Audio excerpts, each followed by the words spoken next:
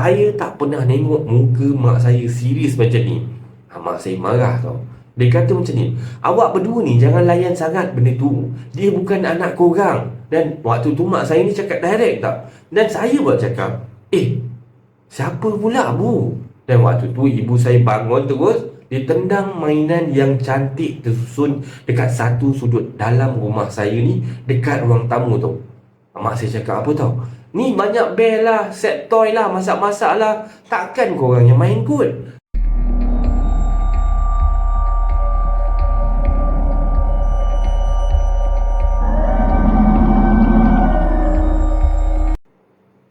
Assalamualaikum warahmatullahi wabarakatuh dan salam sejahtera kepada anda semua. Selamat datang ke channel Kisah Seram Malaysia.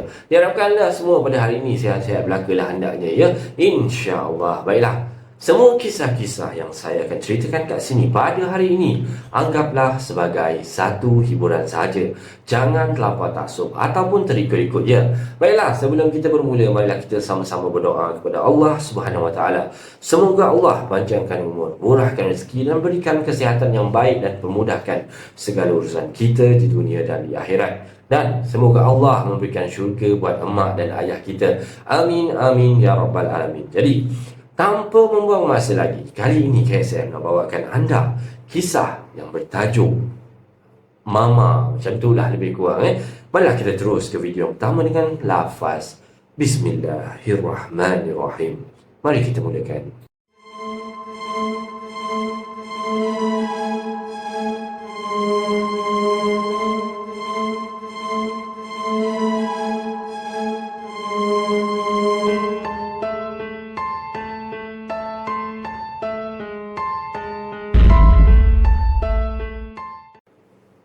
Okay guys, macam yang KSM katakan tadi, untuk kisah yang kali ini kita nak cerita tentang berkenaan dengan kisah Mama. Kan? Okay, banyaklah jasa mak-mak kita membesarkan kita dengan penuh kasih sayang apa semua. Jadi guys, cerita kisah pada kali ini, kisah seram yang KSM nak bawakan adalah kisah yang berkenaan dengan Mama. Okay, kita terus dengan kisah dia. Kebolehan melihat alam lain selain manusia ni adalah bukan satu perkara yang semua manusia mampu dan menjadi satu keistimewaan. Kalau kita ni boleh melihat mereka ni dekat alam sebelah sana lah. Okey, ceritanya bermula ketika saya ni berumur 14 tahun macam tu. Ditakdirkanlah waktu saya umur 14 tahun tu, Mama masuk hospital sebab sebuah pinggang dia rosak. Ada problem kat situ lah. And kena tebuk lah dekat leher sebab doktor nak masukkan wire apa tak kata dia kan. Jadinya keadaan hospital lama yang agak menyeramkan buat saya ni nak cepat-cepat je keluar daripada situ sebenarnya kan. Banyak hari jugalah saya terpaksa duduk kat situ. Bau hanyir dia hospital ni, ya Allah, memanglah saya tak selesa sangat-sangat. Yang saya pelik lah ada 4 katil tau dalam satu bilik. Mana masuk ni, mesti tak lama mana lah duduk kat situ. Lepas tu mesti meninggal seorang demi seorang. Lastly tinggal mama saya je waktu tu. Faham je lah Kalau malam-malam macam mana keadaan kat situ kan. Bilik tu tempat selalu orang meninggal kan. Tiap-tiap hari selalu sangatlah orang meninggal dalam bilik tu kan. Jadi anda bayangkan perasaan saya yang temankan mama saya waktu tu dalam bilik tu. Kejap-kejap orang bilik sebelah, life support dia, mesin dia stop. So bunyi mesin tu pun dah cukup seram dah. Tit, tit, tit. Orang kata je lah. So, then bila ada yang meninggal, akan nampaklah diorang ni sorong mayat tu keluar tau. Lepas tu akan berganti dengan pesakit baru. Jadinya, nak dijadikan cerita lah, bila bilik sebelah tu ada seorang makcik Cina ni boleh dikatakan dah uzur sangat-sangat tau rupa dia. Jadi, mak saya cakap lah, semalam makcik tu datang kat katil dia borak-borak. Cakap, wah keluar dulu daripada lu. Lepas tu baru lu keluar kata dia macam tu. Alih-alih hari ni duk meraung sakit kata dia. Dah lah malam-malam ni Nurse yang duk cerita tu ada penampakan kuntilanak lah, apa benda lah dekat buat bersalin tu. Lagilah makcik Cina ni duk meraung lah kata dia. Aduh, sakit lah macam tu kan. So, serius lah. Kalau korang dengar dia duk meraung tu, ui, punya sayu, punyalah seram. Memang seram, remang-remang kata dia. Dah lah dia duduk meraung tu satu hal. Tapi sebab saya penat sangat siang sekolah, malam jaga mama kan. So, saya ni last tertidur lah juga. Tak fikir dah orang kata keseraman dia. Jadinya dalam pukul 1 lebih lah macam tu mama saya tiba-tiba kejut saya. Katanya nak pergi bilik air. So saya pun ikutkan mama saya ni, saya temankan mama saya ni, bawalah mama saya ni pergi bilik air. Jadinya bila nak pergi bilik air ni kena melalui beberapa bilik tau. Kira-kiranya lalu depan bilik anti Cina tu dulu. So barulah sampai toilet yang mana mama nak pergi. So saya sempatlah tegur anti Cina tu. Are you okay ke nyonya? Saya tanya macam tu lah Tapi anti tu waktu tu diam je tau. Tak toleh kat saya pun tak. Dia pandang sebelah sana je. Jadi tak sahut, tak apa, tak langsung tak ada. Dia menghadap tingkap je tau waktu tu. Dan selesai semuanya mama cakap dia nak demam, tak sedap badan kata mama lah Jadi saya pun pujuk-pujuk mama lah. Mama lah tak apalah, nanti makan ubat lama-lama sikit, mama sihat lah, mama kan kuat. Dan malam tu selepas pergi bilik air tu, selepas saya pujuk mama saya, kita orang pun terlena lah. So jadinya dalam pukul 3 macam tu lah, saya dengar tau ada suara lelaki duk kecoh-kecoh macam tu. Dan rupanya keluarga anti Cina tu dah datang tau. Rupanya anti Cina tu dah meninggal pun time tu. Pukul 1 lebih lah kata nurse kat situ yang anti Cina tu dah meninggal. Dan kita orang baru tahu waktu tu. Dan kita orang terdiam kejap. Siapa pula yang aku tegur tadi tu kan? Saya tengok je anak-anak dia nangis-nangis time tu kan. And that time lah, saya dah cakap dah dalam hati waktu tu, terkena dah aku kan. Saya jenguk bilik sebelah ni, dia orang duk cabut wire-wire tu. Boleh pula nurse tu tarik kain yang tutup mayat tu. Ternampaklah saya, muka anti tu gelap, muka dia hitam semua. And mata dia pandang ke atas waktu tu. Berderau darah saya waktu tu kan. Astaghfirullahalazim. Memang mengucap panjang lah. Saya terkejut jadi sampai macam tu lah, sampai terkaku kata dia kan. Sedang saya cuba nak proses apa yang baru terjadi ni tiba-tiba nurse cakap mama tiba-tiba darah dia drop. Kan. Dan satu badan mama waktu tu dah kejang tau, macam stroke. Terus mama waktu tu tak sedarkan diri dah. Kelam kabutlah saya waktu tu kan. Mana terkejut dengan apa yang baru saya nampak tadi, dengan berita yang baru saya dengar ni lagi pula. Mama saya ni dalam masuk koma macam tu. Jadi doktor kata heartbeat mama waktu tu dah tak menentu tau. Kejap darah dia tinggi, kejap darah dia drop macam tu kan. Dalam hati saya waktu tu tak putus-putus lah saya doa, ya Allah selamatkanlah mamaku waktu tu lah Satu family saya dah saya call waktu tu kan. Saya beritahu semua orang, ya Allah duk elok je tadi kan. Doktor kata be prepared lah waktu tu hati saya dah hancur luluh dah. Sebab doktor dah kata macam tu kan, bersedialah untuk menerima berita sebarang kemungkinan. Lebih kurang macam tu lah. Saya memang dah sedih sangat-sangat dah. Mulalah saya nak baca Yasin tau, tapi macam hilang tau pertimbangan. Tak boleh terima kenyataan tau waktu tu. Saya tengok dada mama saya waktu tu dah bergombak dah kan, naik turun. Ya Allah, saya ni menangis sampai sakit kepala sangat-sangat tau. Dan kakak saya tengok waktu tu saya ni dah macam orang gila. Dia pun suruh saya turun bawah. Orang kata suruh tenangkan diri dulu dek, kau pergi turun bawah dulu dek. Kau macam kat sini dah macam orang tak betul dah. Kau pergi turun bawah dulu, tenangkan diri, minum air ke apa yang patut kan. Istighfar ingat Allah, kata kakak saya macam tu kan. Tekak saya waktu tu rasa perit je. So saya pun ikut je lah apa yang kakak saya cakap. Turun dah ke bawah, menonong je. Saya rasa jalan tu memang kosong dah, tak tahu dah saya ni melangkah ke mana dah.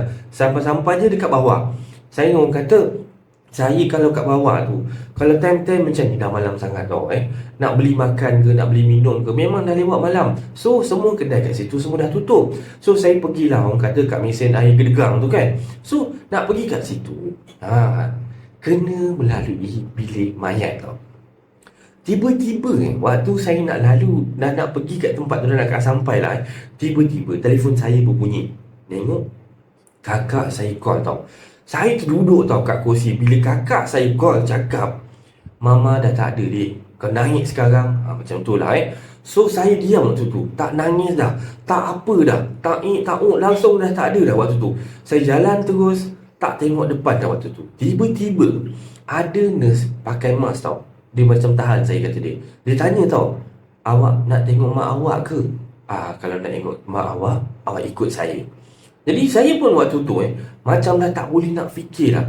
Saya terus je follow nurse tu. Dan dalam tengah berjalan tu, saya tertoleh tau tengok nurse tu Yang saya pelik, tengok nurse tu punya uniform tau. Macam mana uniform? Uniform dia ni macam uniform lama tau. Sebab masa minggu lepas saya duduk kat situ.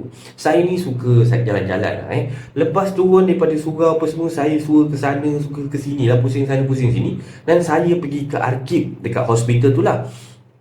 Jadinya saya sempatlah tengok gambar-gambar lama. Sebiji baju yang diorang pakai tu, dalam gambar tu, macam mana nurse sekarang yang saya ikut ni, sebiji baju dia. Tapi saya tak tahulah kenapa saya boleh follow, saya boleh relakan diri saya waktu tu ikut je nurse ni tau. Seolah-olah macam waktu tu ada benda yang mengawal saya tau. Dan masa saya tengah jalan follow nurse tu, saya tengok kiri kanan, jalan arah bilik mayat tau. So saya waktu tu pun masih lagi jalan. Saya pun tak tahu kenapa saya masih lagi follow nurse ni. Boleh tahan juga tau, laju nurse ni jalan tau. Dan sampailah dekat lorong bilik mayat tu, tiba-tiba telefon saya bunyi tau. Saya capai telefon, saya angkat. Rupa-rupanya Pak Su saya call. Sebab kata Pak Su dalam telefon tu, kata dia nampak saya jalan daripada atas tu, laju je dia jalan ni, nak pergi mana kata Pak Su kan. So saya cakap lah nak tengok mama. Lepas tu waktu tu tiba-tiba line tu termati. Pop, macam tu kan. Langkah saya terhenti dekat depan bilik yang bertulis mayat bukan Islam dan mayat reput. Jadi saya nampak dekat balik pintu tu, nurse tu berjalan tau, melepasi dinding tanpa perlu buka pintu.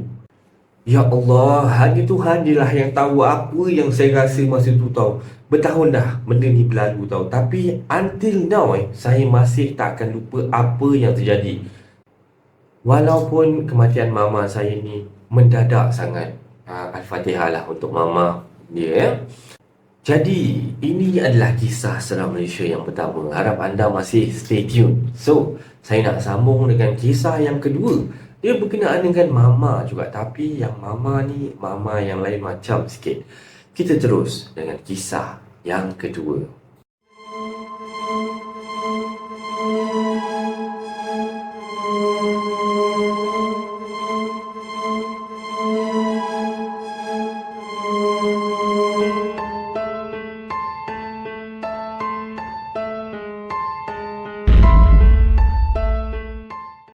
Assalamualaikum warahmatullahi wabarakatuh. Waalaikumsalam warahmatullahi wabarakatuh.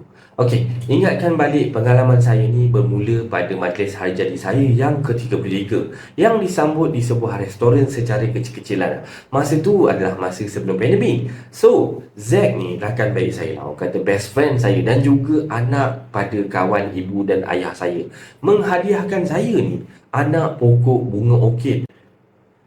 Zack ni tahu yang saya ni suka bercucuk tanam. Tapi selalunya saya lebih cenderung menanam pokok jenis sayur-sayuran lah, ulaman dan herba lah lebih kurang. Tapi dah orang bagi kan waktu tu, tambahan pula bunga-bunga dia yang tu putih, kecil, amat comel dan wangi sangat. So, apabila tiba kat rumah lah, saya pun pindahkan anak pokok orkid tu ke dalam bakul rotan kecil. So, bila malam dan subuh, satu bilik akan bau wangi semerbak. Masya Allah, wangi sungguh. Taklah bau dia tu kuat sangat, tapi sedap bau dia. Baunya sedap dan membuatkan saya ni senang terlelap bila bau pokok orkid ni. Dan suami saya ni yang selalu tak berapa minat pasal bau-bauan juga, puji bau bunga orkid saya ni wangi, kata dia.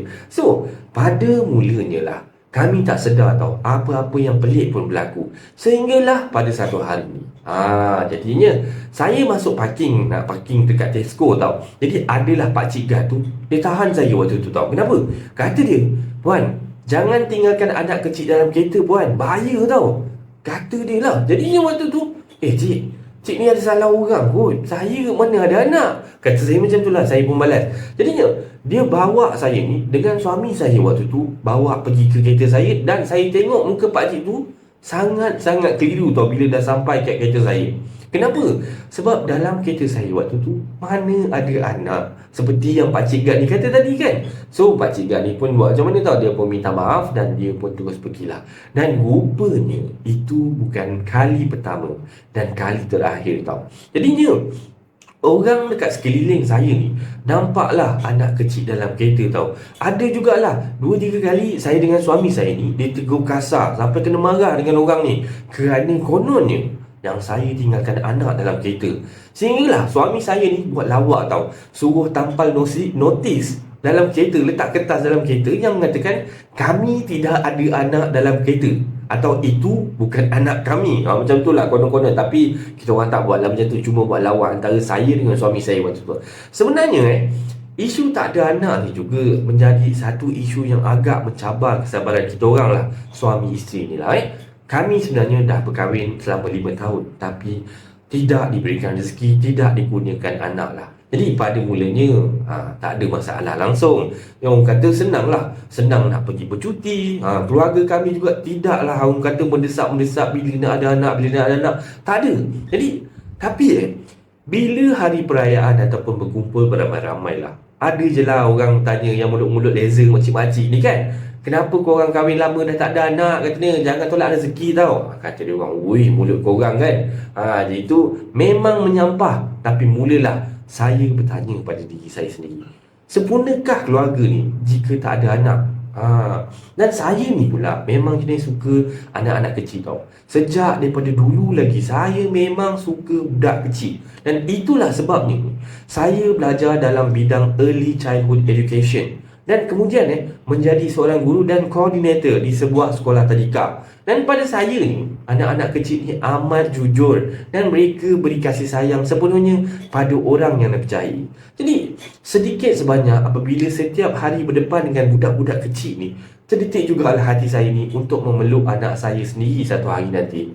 Jadi kami bermulalah dengan pergi jumpa doktor keluarga dan kemudiannya dirujuk kepada doktor pakar kesuburan. Kami ikut semua proses yang disarankan oleh doktor tapi masih lagi tidak berhasil. Kami suami isteri ni berasa hampa lah juga sebenarnya dan mengambil keputusan untuk berehat selama beberapa bulan lah. Dan apabila beberapa bulan menjadi tahun, makin lama dan makin lama tu kami pun terima sajalah. Mungkin tak ada rezeki, Allah tak kurniakan rezeki anak pada kami. Dan sedih tu memang of course lah sedih, tapi itu adalah kehendaknya kan. Dan selepas beberapa minggu lah, orang kata hari sambutan birthday saya kat restoran tadi mula-mula kan. Jadi saya dengan suami saya ni pergilah ke sebuah resort untuk bercuti.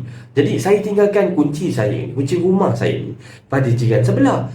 Nama dia jiran sebelah saya tu Miss Gita lah, untuk tolong tengok-tengokkan rumah kami. Dan awal pagi tu kami dapat panggilan telefon daripada Miss Gita ni, jiran saya lah.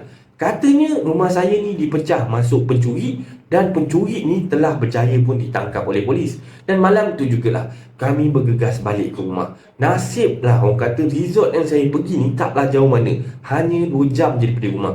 Sesampai saya dekat rumah jiran saya ni, dah ada pun dekat depan rumah tau. Sedih tau waktu tu, sebab tengok barang-barang perabot tunggang langgang dikerjakan dek pencuri ni. Jadi kami masuklah setiap bilik untuk pastikan semua barang berharga dengan dokumen penting semua ada. Dan memanglah nampaklah 2 buah beg travel dan 1 beg galas penuh dengan barangan elektronik kami. Dan barang kemas serta wang tunai ditinggalkan je dekat ruang tamu. Tapi pencuri ni tak sempat nak bawa, orang kata nak bawa larilah barang ni. Penat ada, marah tu tak terkira lah. Memanglah semua rasa ada. Jadi kami pun rasa bersyukur lah waktu tu, kerana kami tak ada kat rumah tau waktu tu. Dan mungkin itu sebab pencuri-pencuri tu pecah masuk. Sebab dia tahu kita tak ada kat rumah, jadi dia nak pecah masuk lah. Kami kemudiannya pergilah ke balai polis ni untuk buat report polis. Dan setelah siap, suami dijemput untuk mengecam pencuri ni lah. Ada 3 orang tau semuanya, budak-budak muda lagi menurut suami. Dan kami pun tak kenal siapa budak-budak ni. Dan sementara menunggulah, ada seorang polis datang dan duduk sebelah saya. Saya rasa polis yang duduk sebelah saya ni ada pangkat jugalah.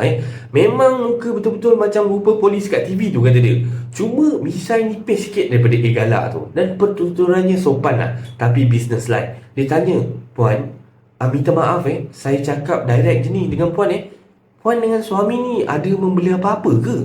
Waktu tu saya macam bela-bela lagi tau. Saya tak faham tau. Maksud tuan tu macam guard dog ke? Bukan. Maksud saya benda-benda halus ni. Kata polis tu. Polis tu dah mula rasa tak selesa tau. Waktu tu saya masih macam bela-bela lagi. Sepanjang hidup saya ni, tak pernah lagi tau saya tu fikir orang kata pasal hantu ke, pasal jin ke. Dan kalau suami ajak menonton cerita seram pun, saya tak minat sangat. Bukan tak percaya, cuma tak pernah ada pengalaman mistik sebelum ni. Jadi bila suami saya ni berada dekat sisi saya kembali, polis pun menerangkan bagaimana pencuri-pencuri itu ditangkap tau. Malam tu lah dalam pukul 1 pagi macam tu, jiran sebelah rumah saya ni telefon polis kerana dia terdengar suara orang terjerit-jerit kat dalam rumah saya waktu tu. Dan apabila polis datang, mereka juga terdengar suara-suara lelaki menjerit-jerit daripada dalam rumah tau. Dan apabila tidak boleh masuk, polis ni terpaksa mengopak pintu depan, tapi masih tak dapat membuka sehinggalah Miss Gita ni bagi kunci rumah. Pintu rumah kami ni sebenarnya taklah orang kata tebal mana pun. Dan bila polis masuk tu, didapati pencuri-pencuri tu berlari-lari ke bahagian dapur untuk keluar tau. Tapi mereka tak dapat buka pintu belakang rumah. Dan diorang pun berjayalah ditangkap. Mereka sebenarnya mahu keluar tapi tak boleh keluar.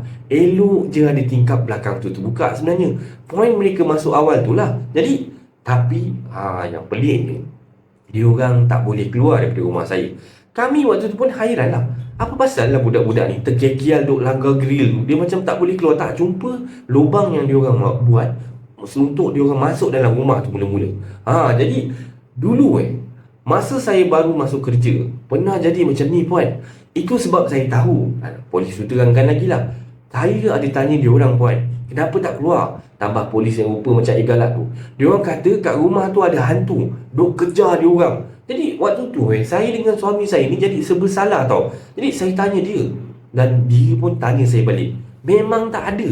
Kami tak ada buat pun benda-benda kurafat macam ni tau.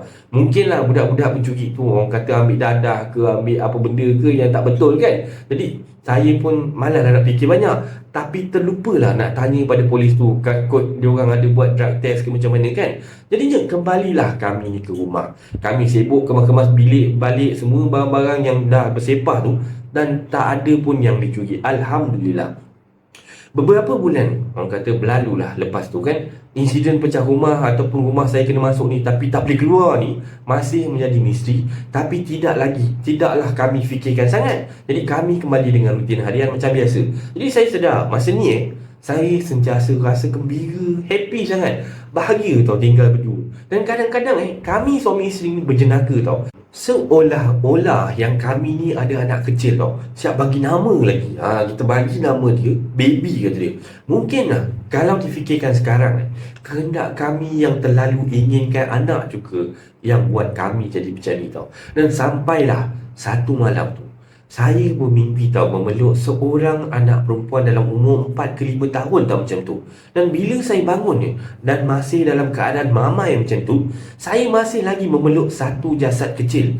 Saya peluk lagi dan bau rambut dia wangi sangat. Dan saya dengar lagi tau suara kecil manja panggil Ma, macam tu tau. Serak macam budak kecil baru bangun tidur kata dia. Dan masa tu rasa seperti disayangi. Dan saya terlelap semula. Bukan saya saja tau yang mengalami perkara-perkara pelik macam ni tau. Suami saya pun sama. Kadang-kadang dia terdengar bunyi anak kecil gelak, menyanyi dalam rumah kami lah. Terutama sekali dekat bilik tidur dan kat ruang tamu lah. Dan saya juga mula sedar yang anak-anak murid saya ni dekat sekolah tadika saya ni yang saya ajar ni akan menjauhi saya ketika saya mengajar tau. Dulu saya selalu tau bermain dengan budak-budak kecil ni, anak-anak murid saya lah. Dan mereka ni of course lah bila ada orang layan, memanglah dia orang seronok. Tapi sekarang ni dia orang seperti takut dengan saya. Katanya, she doesn't like me playing with you, Miss Cat. Ni budak-budak kecil tu cakap macam tu lah. Dia tak suka. Siapa yang tak suka? Dalam hati saya lah. Dan anak murid saya ni hanya mengangkat bahu dia. Dia macam tak tahulah kan. Raut mukanya nampak gelisah tau. Sampailah satu hari mak saya datang ke rumah kata dia. Muka mak saya waktu datang rumah saya tu memang serius betul tau. Saya tak pernah tengok muka mak saya serius macam ni. Mak saya marah tau. Dia kata macam ni, awak berdua ni jangan layan sangat benda tu. Dia bukan anak korang. Dan waktu tu mak saya ni cakap direct tak. Dan saya buat cakap, siapa pula bu? Dan waktu tu ibu saya bangun terus. Dia tendang mainan yang cantik tersusun dekat satu sudut dalam rumah saya ni, dekat ruang tamu tu. Mak saya cakap apa tau, ni banyak bel lah, set toy lah, masak-masak lah. Takkan korang yang main kot. Dan korang ni dah teruk dah ni kena. Tak sedar-sedar ke? Siap beli mainan lagi kat benda tu. Tak nampak ke? Dan masa tu saya menangis teresak-esak tau. Saya pergi simpan balik mainan yang bertaburan tu. Kat, kau pergi rumah Zack sekarang. Zack tu tengah sakit tu. Dia ada benda nak cakap dengan korang berdua ni. Aku nak korang semua dengan Zack ni pergi sekali. Betulkan balik apa benda ni semua. Ni arah mak saya lah waktu tu kan. Mak saya ni jenis jarang marah tau sebenarnya. Jadi orangnya lemah lembut je. Dan ibu saya pun menangis jugalah lepas tu. Jadi saya baru perasan tau yang mak saya waktu tu sudah lama tak datang rumah kita orang. Kami yang pergi datang rumah dia ataupun pergi bawa dia jalan-jalan dengan ayah lah. Jadi kata ibu lagi lah, dia memang takut tau sebenarnya nak masuk ke dalam rumah saya ni. Sebab dia rasa macam ada benda je yang tak kena. Dia pernah nampak tau bentuk seperti seorang budak kecil, tapi badan dia hanya seperti bayang-bayang yang padat duduk dekat tangga rumah saya. Dan petang tu jugalah saya dengan suami saya pergi kat rumah Zack, kawan baik saya tu kan, yang bagi saya bunga orchid tu kan. Zack ni single tau.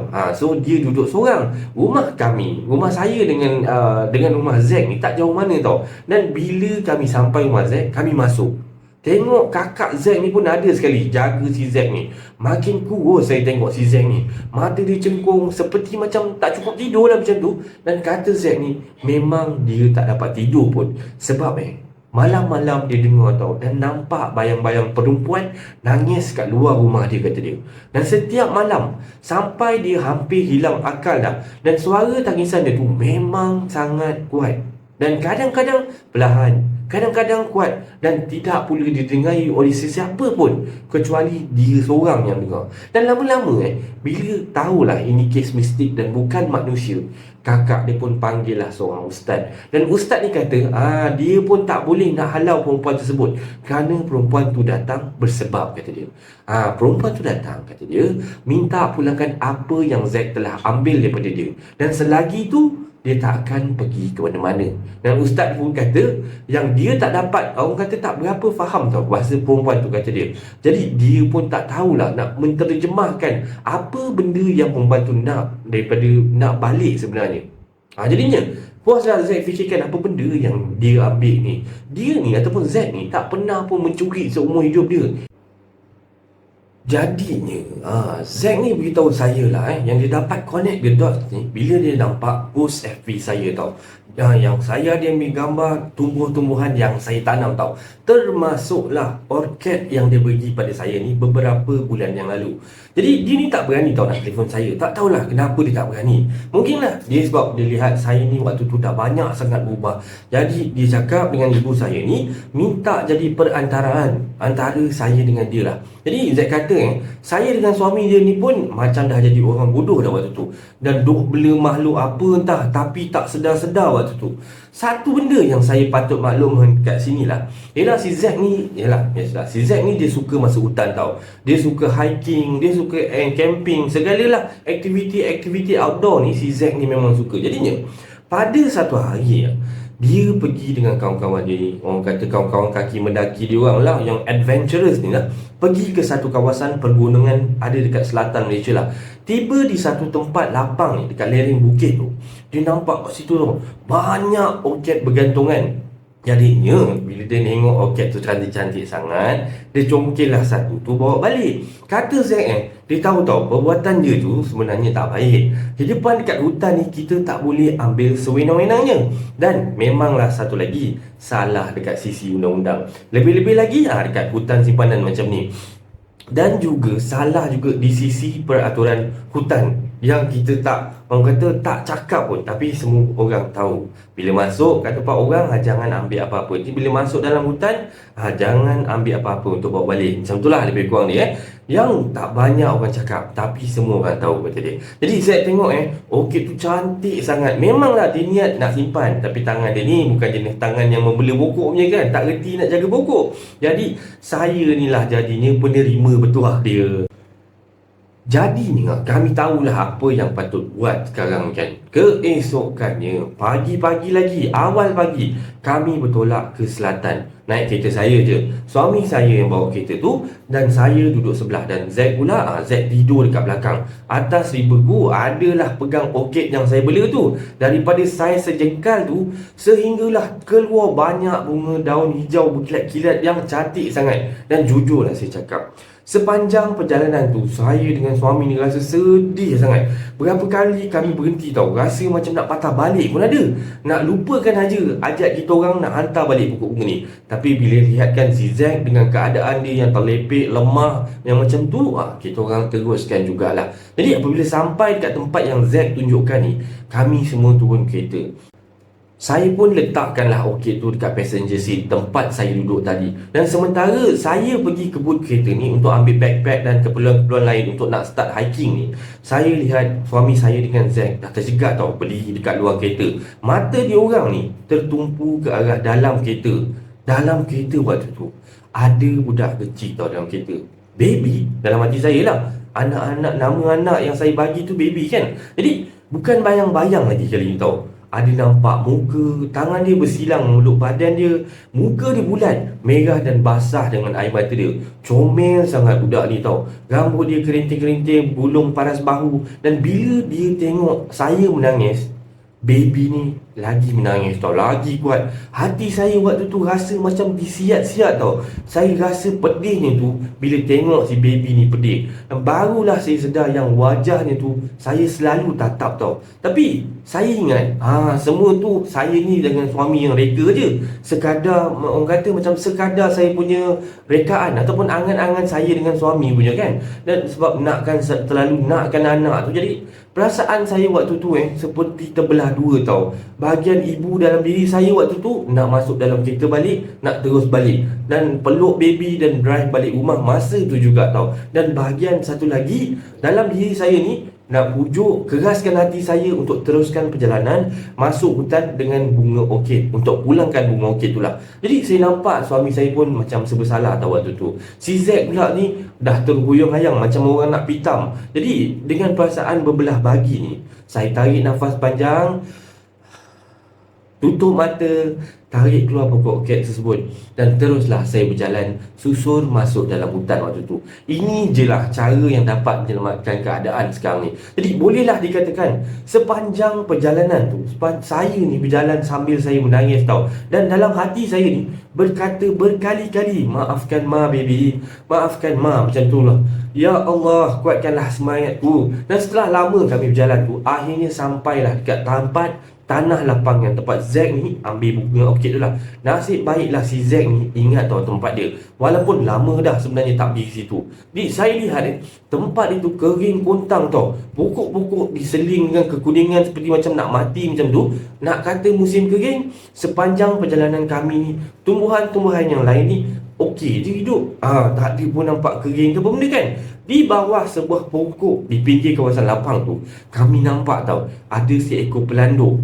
Pelik juga tau, kerana pelanduk ni putih, pelanduk albino lah agaknya. Matanya pula berwarna merah jambu. Dan bila kami mendekati pelanduk ni dia tak lari, malah dia ni seperti menunggu kedatangan kami. Dan waktu tu Zack ambil pokok orkid tu daripada saya dan diletak baik-baik ke atas dahan pokok tempat yang dia ambil. Dan pelanduk putih tu masih lagi memerhatikan semua gerak-gerik kami tau. Dan kami pun teruslah jalan keluar daripada kawasan lapang tu. Dan bila saya menoleh balik, saya tengok pelanduk putih tu masih ada dekat situ. Seekor lagi pelanduk putih kecil, besar je, lebih kecil daripada yang tadi asal yang mula-mula tu, muncul datang bersama dia. Dan lama jugalah saya perhatikan pelanduk dua ekor ni daripada jauh tau. Mereka ni seperti bermain-main bersama sendiri, sehinggalah kedua-duanya ni berlari masuk ke dalam semak.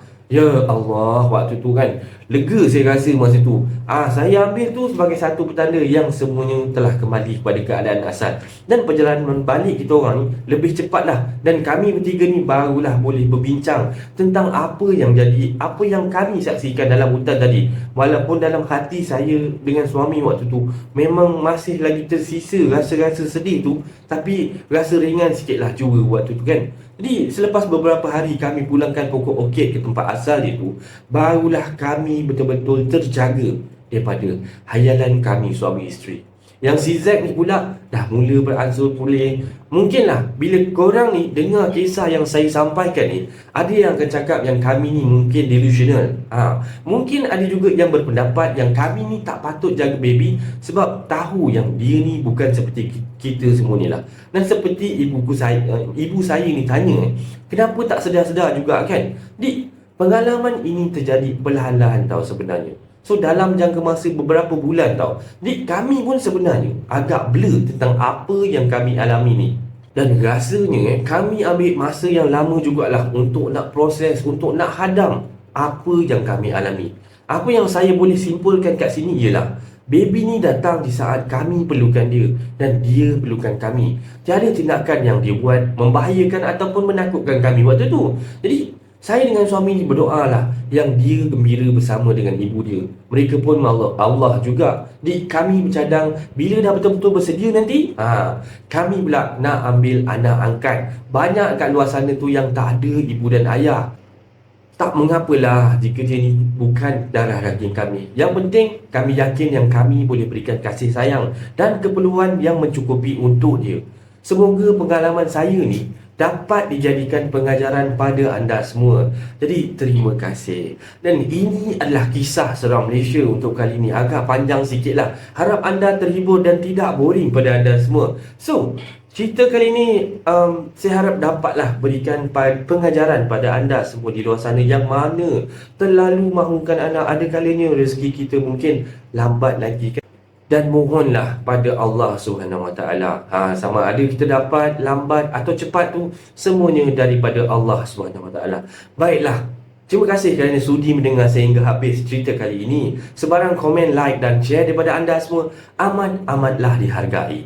Terima kasih pada yang dah sudi subscribe di channel Kisah Seram Malaysia ni. Dan yang masih belum tu, bantulah saya dengan menekan butang subscribe, like dan sharekan video ini kepada kawan-kawan anda. Sokongan daripada anda semua adalah ibarat pembakar semangat buat saya untuk teruskan berkarya agar saya terus berusaha untuk membuat banyak video-video yang baik, yang menarik dan berkualiti untuk anda semua tonton, insya-Allah. Jadinya yang baik itu datang daripada Allah Subhanahu Wa Taala dan yang buruk itu datang daripada kelemahan diri saya sendiri. Saya akhiri kisah seram Malaysia pada kali ini dengan lafaz Assalamualaikum warahmatullahi wabarakatuh.